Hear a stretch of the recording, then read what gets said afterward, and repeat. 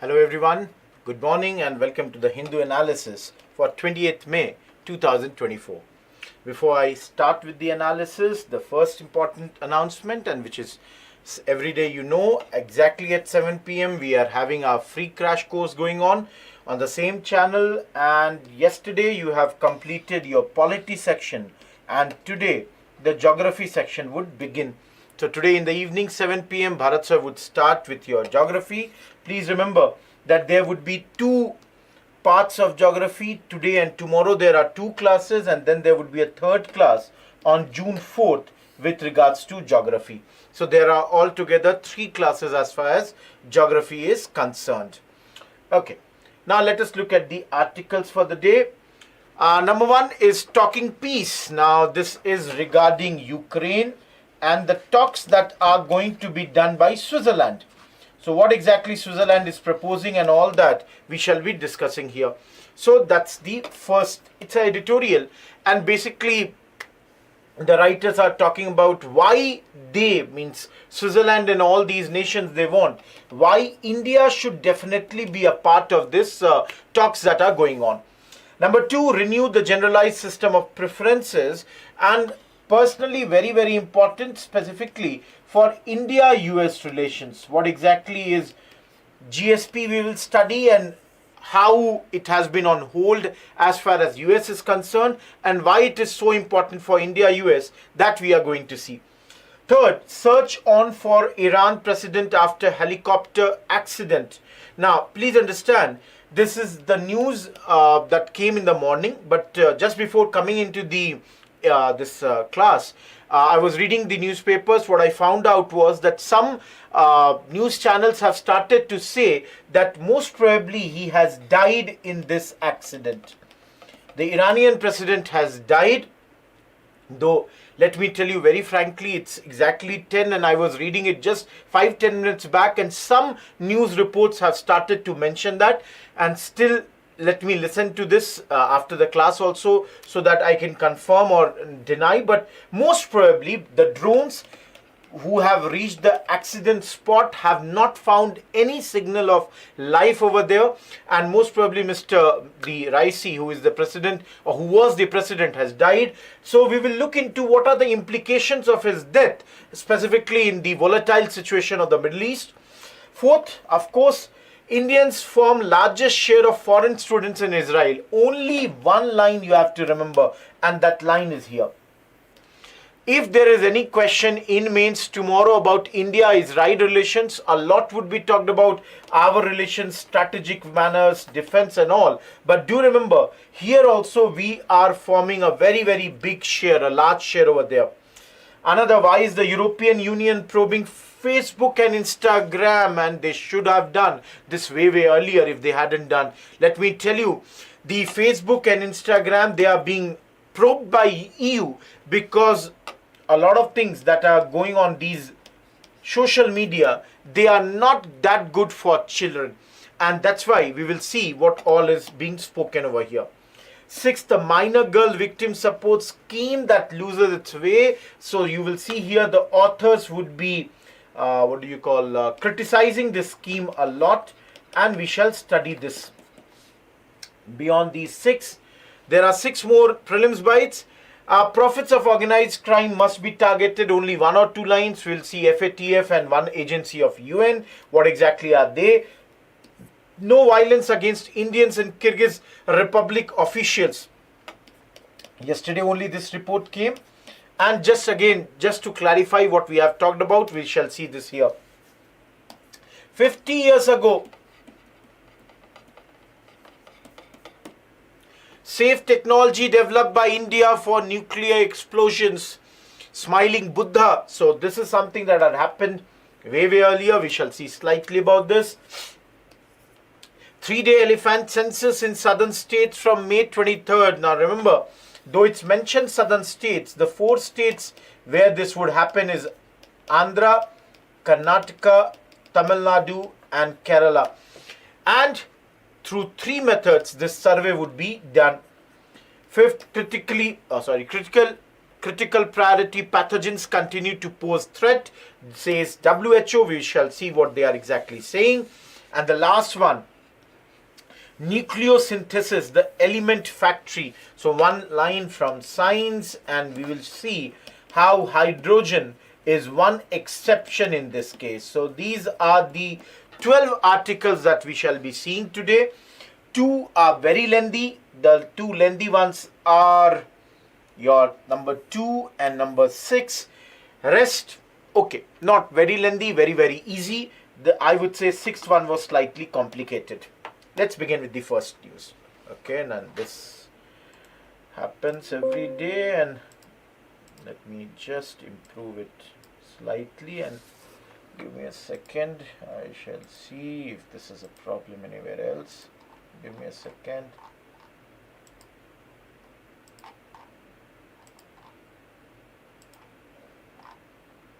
No, only the first slide. Okay, thank you.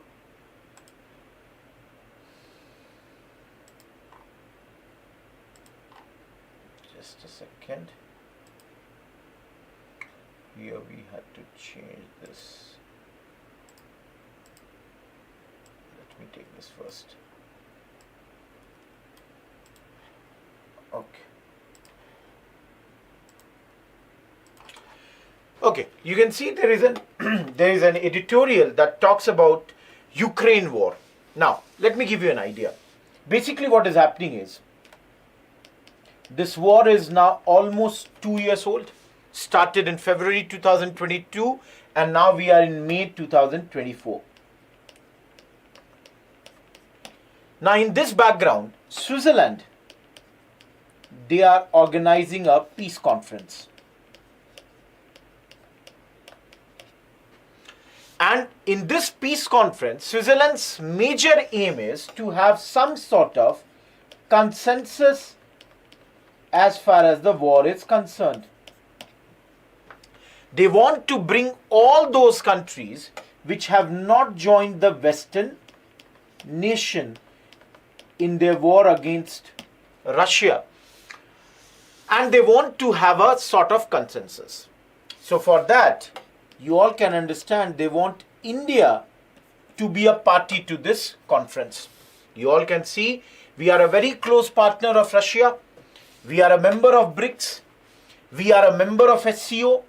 We are a leader in the global south. We are an aspirant to the world leadership. And India, because of all these reasons, they want that India should definitely be a party to this.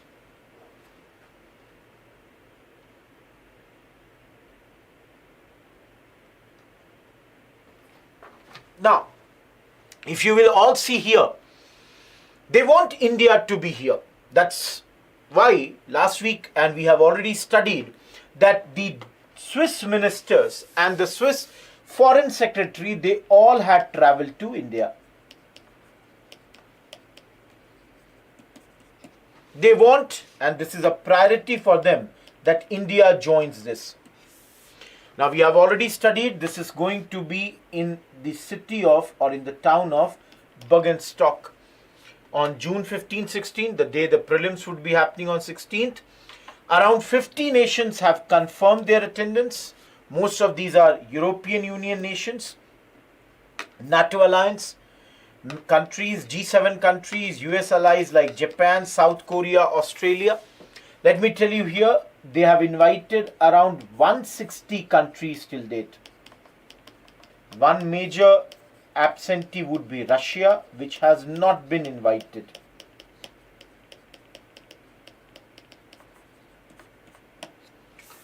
Now, some of you might be thinking about China also. Has China been invited?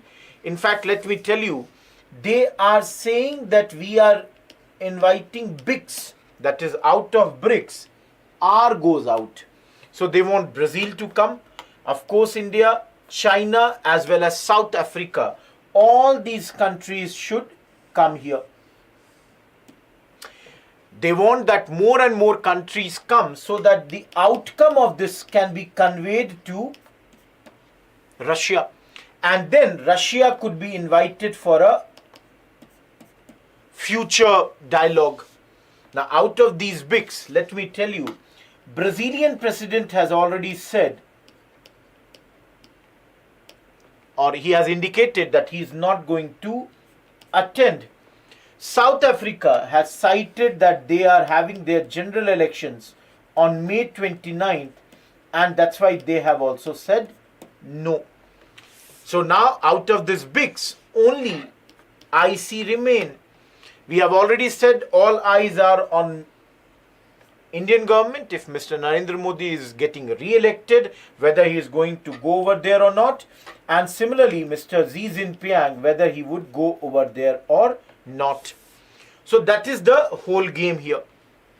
Now, remember, when we talk about Switzerland, Switzerland has always prided itself on the neutrality. Throughout the history, Switzerland has remained a neutral country. But then, when it comes to this war, Switzerland has already chosen the side.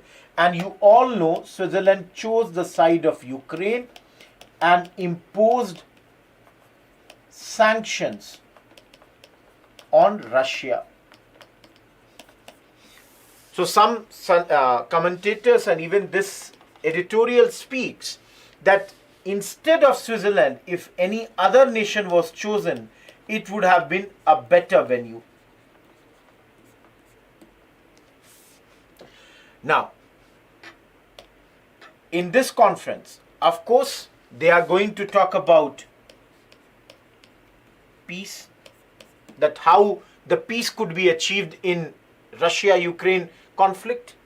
Apart from this, they will talk about the issue of food security, nuclear safety, humanitarian issues, and freedom of navigation. Now you all can understand, if both the parties do not sit on the table, both the parties means one side the Russia and the other side Ukraine, it is very, very unlikely that there is going to be any headway as far as these talks are concerned. And Russia, they have already said that they are not going to leave the areas, the gains that they have taken on the battlefield. So if anyone thinks that through these talks there would be some pressure as far as Mr. Putin is concerned to give up the land that he would have occupied here or to announce a ceasefire, one must remember that UN General Assembly has already passed so many resolutions till this day and nothing has been achieved. As far as India is concerned, we have already said India has refused to join any of these statements which are overly critical of Russia. So this way, this is your first topic for the day, where we are talking about Russia-Ukraine relations. Please remember the things that are in yellow mentioned in this slide, and of course what all is going on, why they want India to be in these talks. Let us move to the second topic. The second topic is generalized system of preference. You can see here in short form known as GSP. Now what exactly is GSP?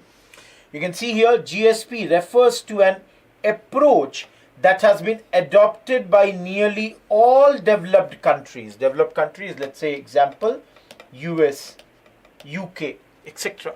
All developed countries have adopted it for roughly the last half century, almost for last 50 years.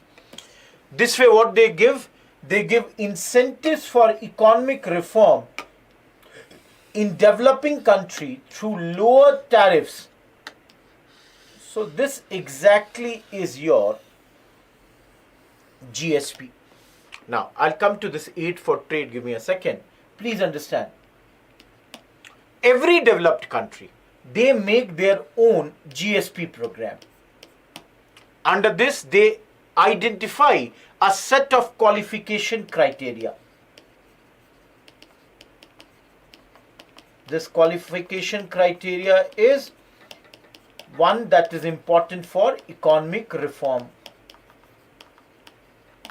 Now remember, Any developed country, for example UK or US, even when they are making these criterias, they would always keep in mind that this should not hurt their own domestic production. So basically, they give aid for trade. This is the oldest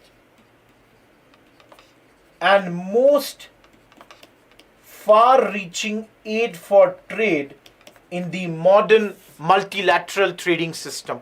This is the way through which the developed countries help the developing countries.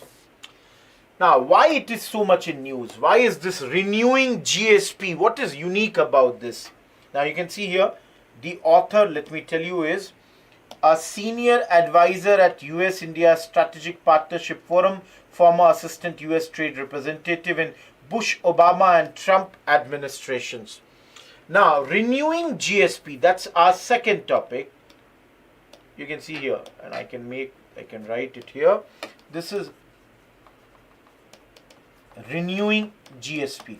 You can see there is a question, what is unique about the GSP program in the US is that authorizing legislation periodically expires until Congress sees fit to renew the program, and this has already expired in 2020.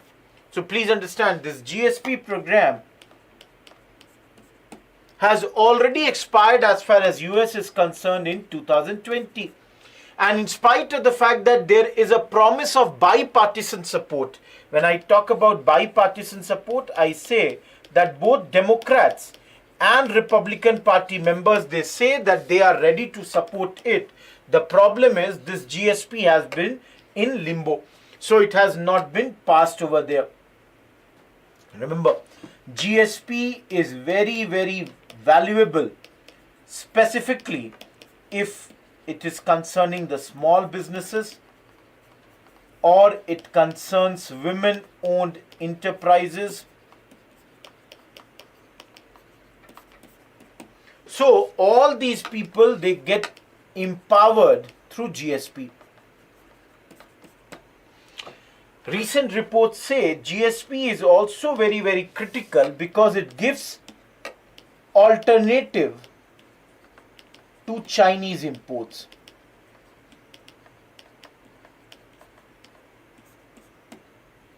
So GSP, you can understand what exactly is happening in US.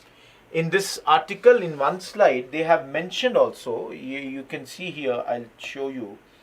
At one place, they have also said that the coalitions of support is, there. They are talking, they have given example of Florida, that how Democrats and Republicans, they all have penned a letter expressing their support for GSP renewal on an urgent basis, that they highlight that this is very, very important in sourcing away from China and lowering the tariff bill for Florida's consumers and manufacturers. So that one example is given. Last line, they are saying, surprisingly, there is even strong bipartisan support for restarting GSP talks with India. So the third part of this lecture is now going to be about the, just a second, is going to be about US-India trade relationship. So please understand, you can see I have taken some key points for this. Number one, I just now gave you example or said about Florida, that Florida believes that, GSP happens, it would be better for them. And overall, there is a consensus in US that GSP, if it started earlier with India, it would be better for America. So you can see in the third part, 4 most important lines that come out of it is that everybody accepts that GSP renewal would offer an avenue for wide-ranging US-India trade negotiations, which will help the present bilateral trade relationship to move from $200 billion at present to much higher level. Number 2, Office of the US Trade Representative and Indian Ministry of Commerce and Industry, they have come very, very close to sealing a wide-ranging deal. Number 3, estimates at the time suggested that the unprecedented bilateral trade agreement between US and India might cover as much as $10 billion in trade, including medical devices, several other agricultural commodities. So what is holding all these stocks? Biden administration is very, very clear that US will not negotiate any FTAs with any country at the moment, because you all understand November 2024 elections are going to happen in US, and US government, whichever party right now, Democrats are in power, they do not want to be seen anywhere close to be against their own domestic manufacturers. So they have kept it on hold. So let me tell you here, if this happens, very clearly US-India strategic relation would only go up. Now, before the expiry, last slide we studied that in 2020 the GSP program has expired as far as US has concerned. Now, before this, both these countries were very, very close with regards to this all GSP that they would have done, and this would have helped in their long-term relationships. Now, if you all are reading news, you must have studied that of late India is signing a lot of FTAs. FTAs is free trade agreements. India has been, trying to sign this with EU, UK, European Free Trade Association, Australia, UAE. We would have been very happy if US also would have signed this, but then as you can see, Biden administration is not in the mood to do anything at this point of time. See, again, I'm not saying that when it comes to US-India strategic relation, GSP is the only thing. Please remember. But then this would be very, very strong statement. If this comes, if it is signed, it would be great. So remember this about GSP.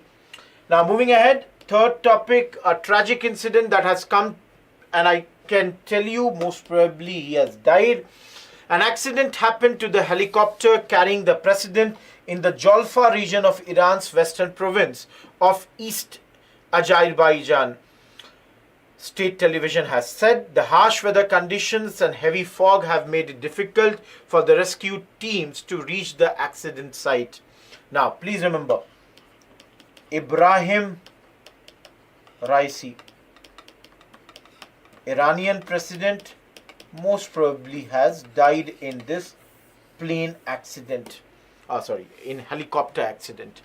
Now, for us, what we should remember here is that Mr. Raisi was seen as a protege of Iran's supreme leader. Who is Iran's supreme leader? Ayatollah Ali Khamenei. And he was being seen as a potential successor of Mr. Khamenei. Now, as far as the Iranian constitution is concerned, if the president has died, in his place, the first vice president of Iran, whose name is Mohammad Mukhbar, would go on to become the president. The Iranian supreme leader Ayatollah Ali Khamenei has already said nothing gets disrupted. The things would go on as it has to go. But the thing is, you all have to understand, in present times, when in the Middle East, everything is going in an overdrive. There is already Israel-Palestine issue that's going on. You all know, in this, Hezbollah and Israel also, they clash. And on both their sides, Iran is there. Iran sees itself as a leader of the Shia bloc. Of late, Iran has started to mend their ties with Saudi Arabia also. And we have seen that Israel and Iran also have at times, have exchanged some blows as far as this is concerned, war is concerned. So at such a crucial time, if such an incident is happening, it's going to be very, very tough, and we'll have to see how, the things get navigated. And along with Mr. Raisi, there were some other important leaders like foreign minister and all who were traveling here. Now, moving ahead, because this article tomorrow again, we would be covering. Page 10, IR GS paper, 2 Indians form largest share of foreign students as far as Israel is concerned. I only want you to remember the headline of this, that Israel is one of the favorite destination for Indian students. According to Ministry of External Affairs, in 2022, this number was there as far as Indian students in Israel was concerned. However, data compiled by Israeli authorities after the COVID-19 outbreak, they put this number at 1691 during 2021-22. You don't have to remember this number. But then the biggest thing is we are constituting the largest bloc as far as students are concerned in Israel. And this you should remember for India-Israel relations under UN. Now, second largest, you can see here, official, this says that Indians are biggest and surpassing China, who have 842 students, who have 842 students as far as Israel is concerned. So please remember, China is number 2, but India is almost double of what the numbers of of China has as far as Israel is concerned. In this article, there was one more interesting fact which mentions India had officially estimated that in 2022 we had 13.24 lakh students abroad, and in the last paragraph they have mentioned Israeli professor coming to IIM Bangalore to have to take lectures, similarly in IIT Madras and all. No need to remember that. Just remember one important thing, that India-Israel relations, they now are in the fields of academic cooperation also. So in this, I would say your third topic, please remember only one line. Moving ahead. Why is the European Union probing Facebook and Instagram? You can see European Union has opened fresh investigation in Meta's Facebook and Instagram over suspicions that they are failing to protect children on their platform. And this violation may result in 6% of their worldwide revenue going in the form of fine. Now, I'll tell you about all these 3 points. And Digital Service Act, we will be looking into the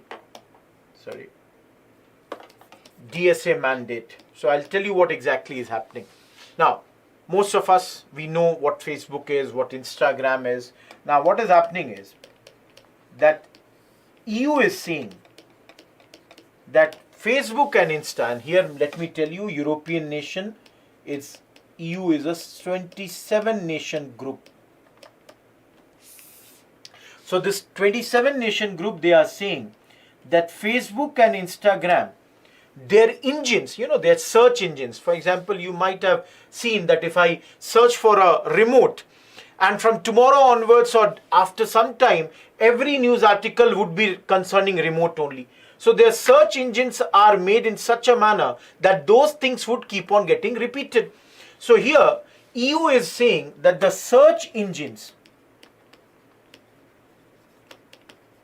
of Insta and Facebook, they exploit the weaknesses. They exploit the inexperience of the children and stimulate the addictive behavior as far as the children are concerned. So you can understand there is an addictive behavior here.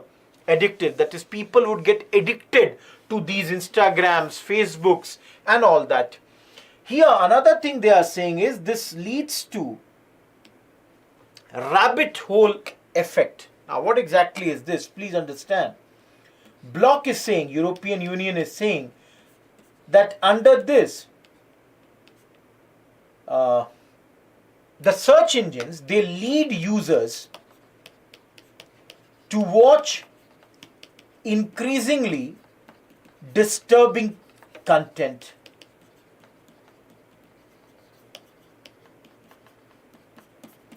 So the children, they keep on looking at disturbing content, and that's why EU is saying that we shall look into that how their search engines prevent children who are under the age of 13 from accessing FB and Insta. And finally they are saying, are these two bodies subscribing to this Digital Service Act or not? Is DSA, this is a law of the European Union bloc, they are saying, does Facebook, Instagram subscribe to DSA or not?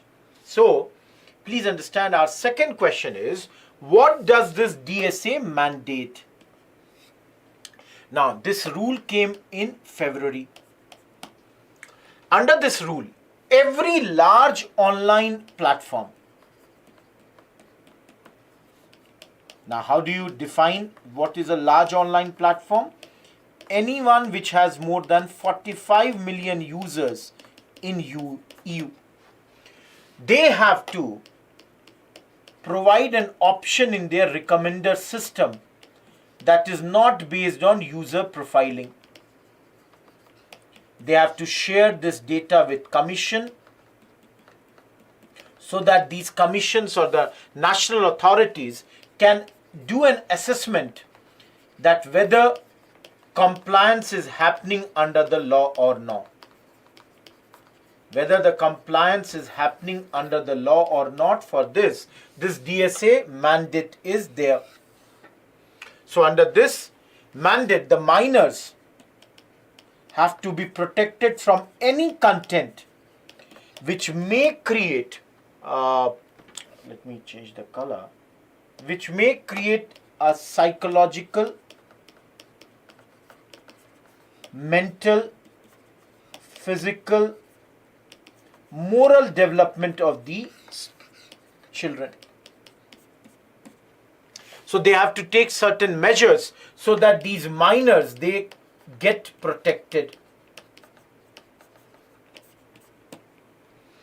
Now here, please understand, EU regulator is saying now we will look into an in-depth investigation as a priority matter,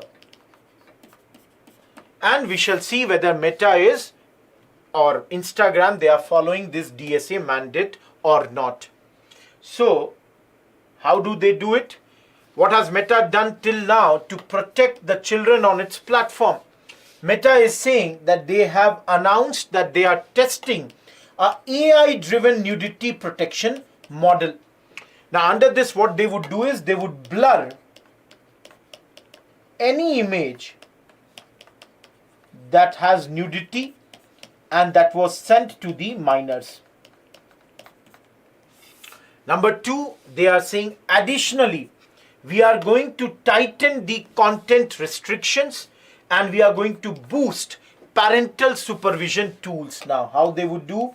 They are saying that they are checking some measures, or they would roll out some measures to protect the children under 18 years through these two things.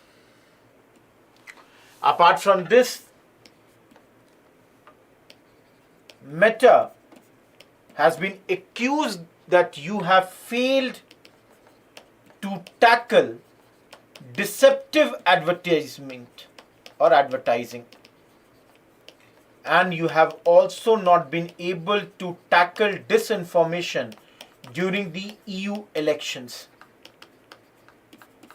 Because you all understand, in the EU elections, European Union is worried that a lot of misinformation would come from Russia, China, Iran, and all this misinformation would be used to influence the voters. So that is the thing that they are saying. Last thing, please remember, are these platforms, under scrutiny outside EU. So remember, they faced backlash in US around June 2023 when there was a report in Wall Street Journal where they said that the Facebook, they connect and promote vast number of accounts which are dedicated towards commission and purchase of underage sex content. So you can see clearly outside, they have got some backlash here. So this was all about what is basically happening. Why is EU probing Facebook? Why is EU probing Instagram? One paragraph I have left for you. Nothing is important there, but read it. Basically, what are the general practices of protecting minors online? Because you all know children today, as young as 6, 7, they are what you would say vulnerable to the digital world, and it's becoming very, very difficult for parents as well as the caregivers to ensure that their children are safe on this. So read this one paragraph. This would be very helpful for you in, let's say, tomorrow if there is any essay, any question that comes on the misuse of the social media. Moving from this to the next topic. Page 6. A minor girl victim report scheme that loses its way. Written by Vidya Reddy, works with, I'm not sure, it's slightly blurred. Center for Prevention and Healing of Child Sexual Abuse, a Chennai-based NGO. And Sanuti Suresh again works with the same, I think, Tuliv Center for the same NGO. Now basically, if the crux of this, if you ask, they are doing the criticism of the law which has been brought by Ministry of Women and Child Development. So what exactly is going on? Let me tell you here. Basically, in the first paragraph, they are saying that on November 30th, 2023, the Ministry of Women and Child Development, they notified a scheme for care and support to victims under Section 4 and 6 of the POCSO Act 2012.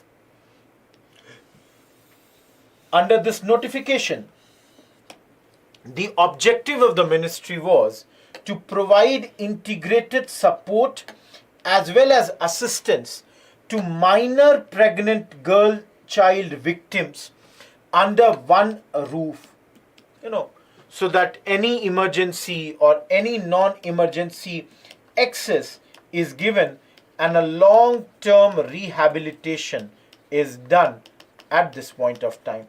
That's the thing. Now, they are saying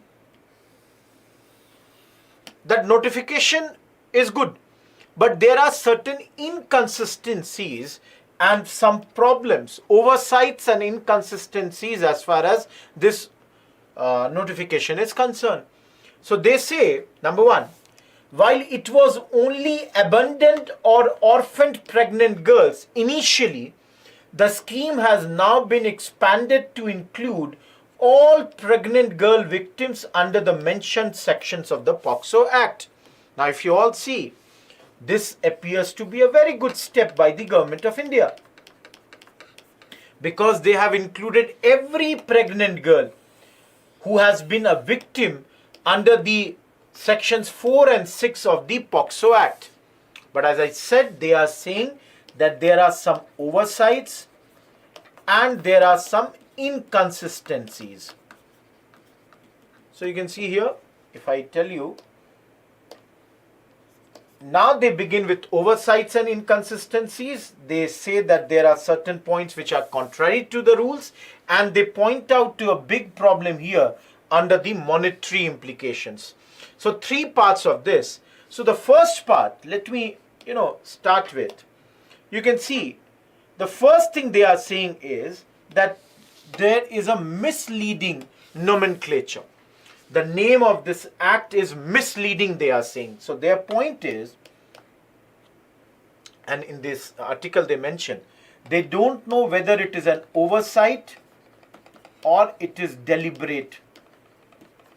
That is, whether the government did it by mistake or they did it deliberately. But they are saying that because of this, what has happened is that there is some confusion. And these confusions are mainly on two counts. Number one, Section 4 and 6 of the POCSO is for any minor. It's gender neutral. It doesn't talk about only the women or the female child. So they are saying the first problem is victims under Section 4 and 6 of this act could be of any gender. That's the thing. Second thing they are saying, that though they say every minor pregnant girl child victim, the only definite categories are now those who continue by choice or default with their pregnancies and those who were not permitted by the court to undergo the medical termination of pregnancy. So basically they are saying only those who remain pregnant by choice or default, that is, if the courts would not have allowed them to terminate their pregnancies, the scheme remains silent on whether the benefits will continue to be provided if the victim of a reported case opts for an MTP or has miscarriage. So they are saying if there is a, let's say, child, female child who has been abused and has become pregnant. Now, if the female wants to keep the the child alive, or the courts say that she cannot terminate the pregnancy, the writers are saying in this case they would continue to get the assistance.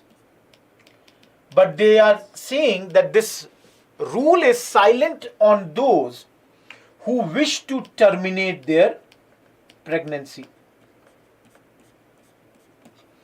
If they want to terminate, then whether they will get some benefit or not, that's not mentioned. Along with that, they say also with a girl who may have attained 18 years subsequent to the case being reported and the pregnancy confirmed, or if her personal circumstances change in the course of time, which may be up to 23 years of age, until when the benefits of this mission Vatsalya, the name a roadmap to achieve development aligned with the sustainable development goals, can be accorded. So they are saying scheme is also silent about, let's say, a girl child who became pregnant at, let's say, 17.6 or 17.7 age. So when she became pregnant, she was an underage. But by the time she get to know her pregnancy confirmed, or this case got confirmed, or because of any personal circumstances, they are saying this is not clear that what would happen in this case. See, please understand, law that is being framed definitely has not indicated by sociological, medical, judicial data that it's been very, very effective, because large number of cases where the girls become pregnant, they arise out of marriage. Many times it would be non-exploitative, and at times it could be exploitative also, sexual activities amongst the young girls. Lastly, there is an issue with the monetary implications here. Now please understand, everyone, the last part they are saying, and this you should understand.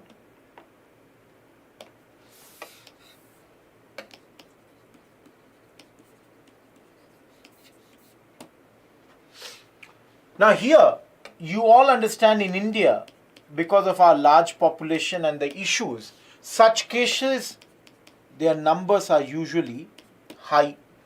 So the writers are saying in such a case, the exchequer would be hugely burdened. For example, they are saying that under POXO Act, it is mentioned an initial payment of rupees 6,000, and 4,000 monthly payment. Both these points are mentioned under the mission Vatsalya.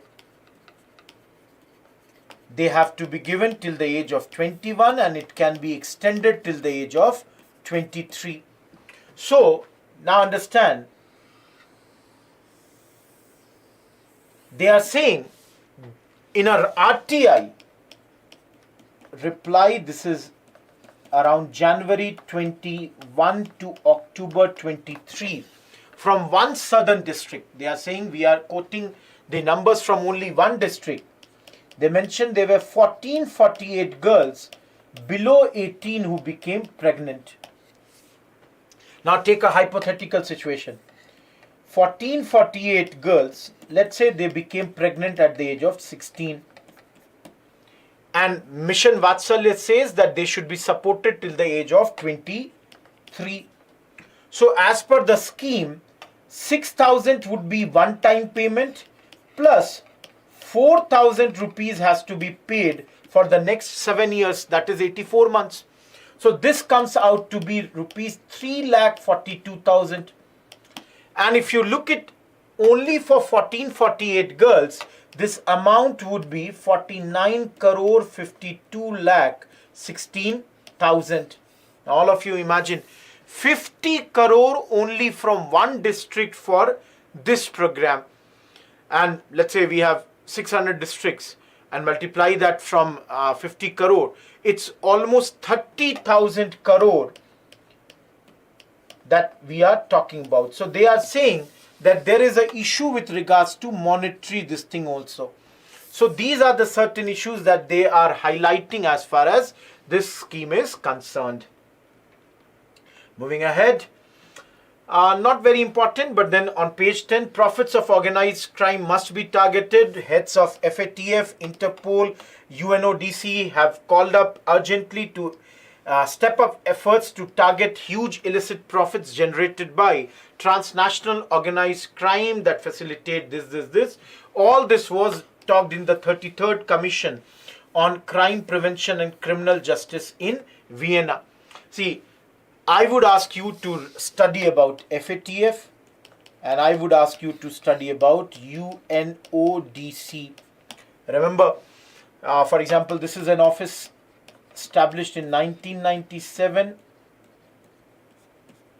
as the Office for Drug Control, and this is combining with the UNDCP plus United Nations. They are working from the office at Vienna.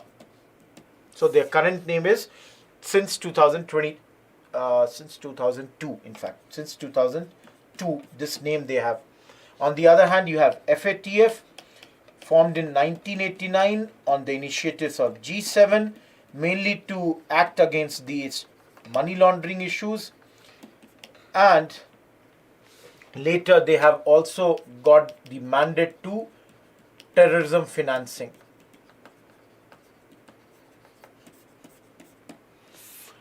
All these three bodies, they are saying that there should be coordinated actions before UN 2026 Crime Congress that they are talking about at this point.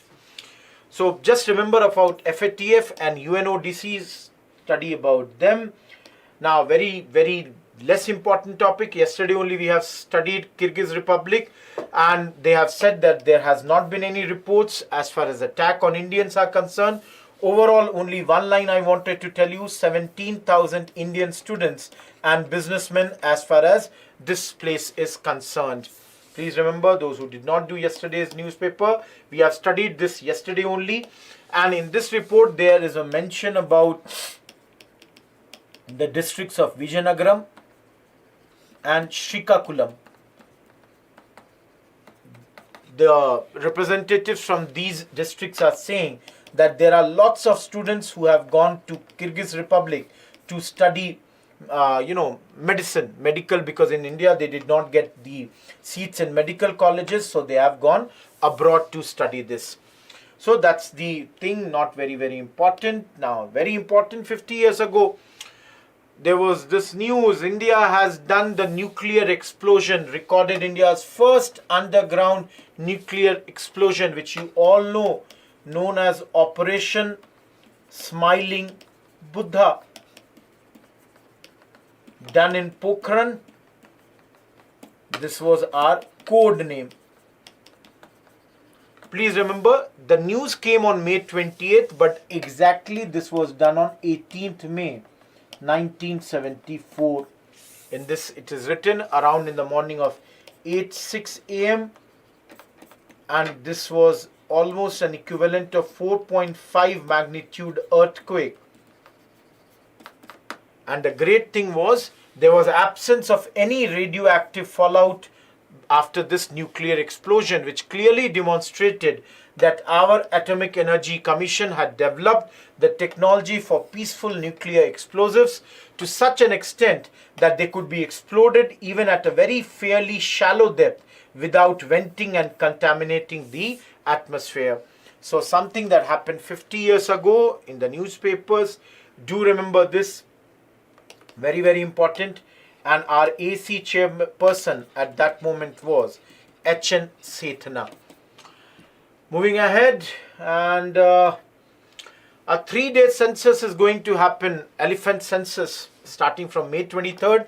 Which all states? 4 South Indian states. Do remember, no Telangana. So please remember that thing. Now, please understand, here, the method to count the number of elephants. Now, this you should remember. 3-day this thing would happen.